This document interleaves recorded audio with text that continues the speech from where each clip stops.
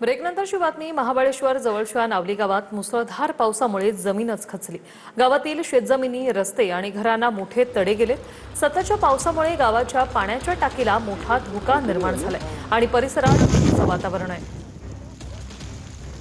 सातारा जिल्ह्यातील महाबळेश्वर तालुक्यात गेल्या 5 दिवसापासून धुवाधार पाऊस कोसळतोय आणि त्यामुळे महाबळेश्वर तालुक्यातील नावली गावामध्ये भूस्खलनाची घटना ती घडलेली आहे। आपण आता नावली गावामध्ये आलेलो आहोत आणि इथली दृश्य आपण बघू शकतो की जी काही पाण्याची टाकी आहे आणि त्याचा जो खालचा भाग आहे तो पूर्णपणे खचून खाली आल्याचं आपल्याला बघायला मिळतंय आणि त्यामुळे मोठं नुकसान आहे ते झालेलं आहे। आणि ही जी सिमेंटची पाण्याची टाकी आहे ती देखील खाली येण्याची भीती जी आहे ती व्यक्त केली जात आहे। खरं तर या नावली गावामध्ये जवळपास 200 ते 300 लोक आहेत ते राहतात।